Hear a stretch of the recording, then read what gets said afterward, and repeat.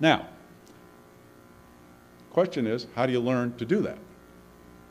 So to be clear, my little talk there enabled you to do what that's new? Go ahead, say it. Absolutely nothing. That's correct. No, it's absolutely right. Enabled you to do nothing. Hopefully it was kind of intriguing. You're still a little baffled because it went by kind of fast. But the truth of it is, as a result of that, you can't do anything differently.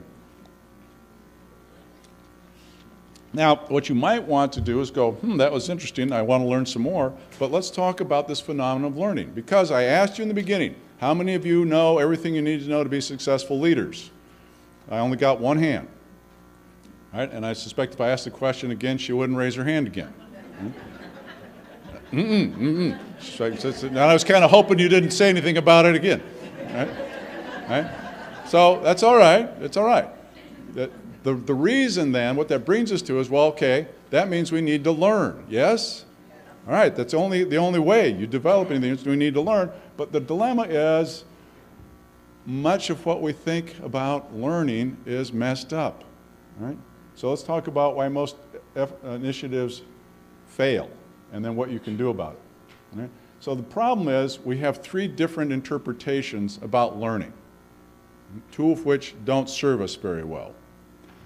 So there's learning as in to become aware of. So let's just take this example. I just showed you some new stuff about leadership, yes? Something you were not aware of 10 minutes ago, right? Right. Now that's great, but can you do anything with that? No.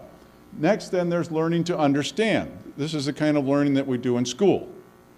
So if you really wanted to learn some more about what I just said, you might say, well, do you have a book?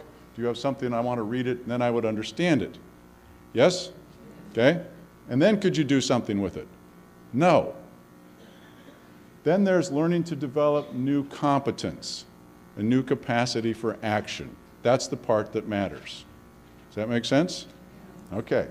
Now, the dilemma with most training programs is they settle for awareness and understanding, and what's really needed is the development of new competence. Here's the dilemma. No amount of understanding ever produced competence. The only way that you get competence is via practice. Now, think about this. This is where we kind of scramble your eggs a little bit.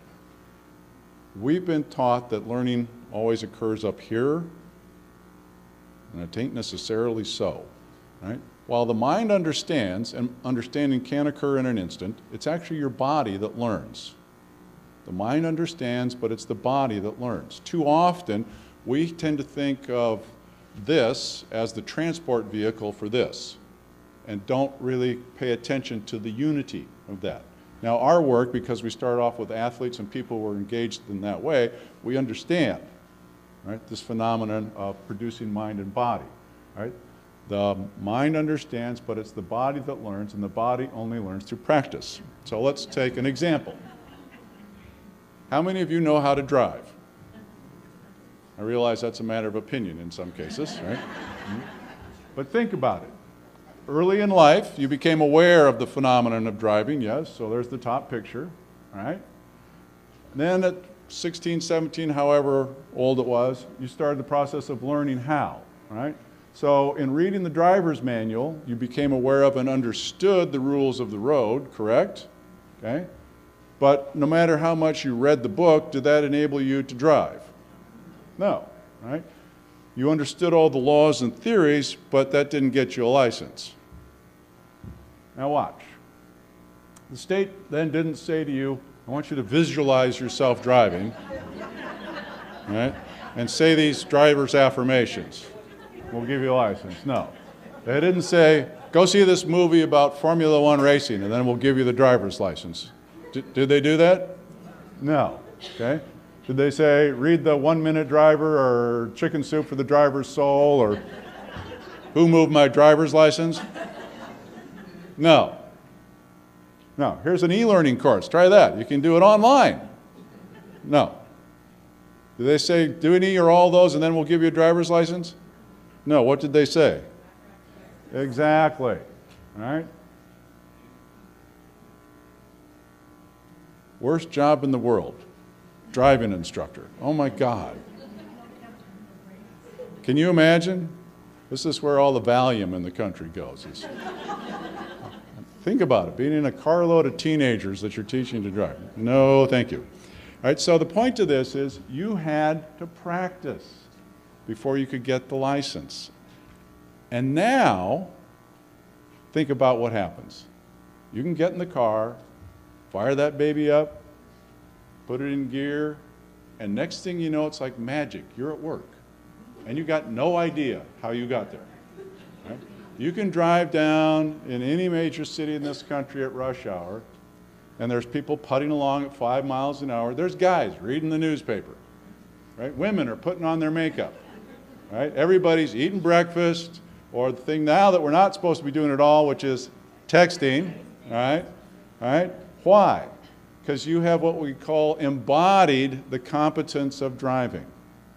Embodied means you can take the new action without having to stop, think about it, or look it up in some book. And competence is simply your capacity to consistently produce the desired result. Embodied competence. That's what we're after. The only way you get embodied competence is through practice. Does that make sense?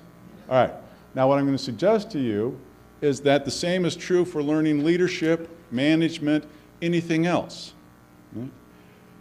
No amount of understanding is going to produce competence. And the dilemma with it is when we settle for doing tips and techniques and that sort of stuff, we actually produce cynicism, which is one of the very things we're trying to fight against.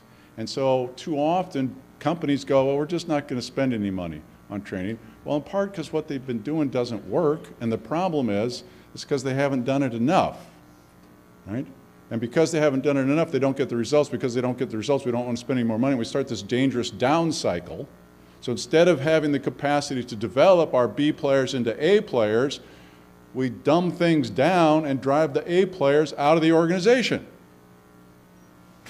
How brilliant is that? That would be the not so much answer. Right? So as I said, none of this is going to do you guys much good. You're going to build new competence with practice. The challenge is then to design practices for yourself that are going to be effective in putting together the new enduring competencies that you need for the new world that we're stepping into.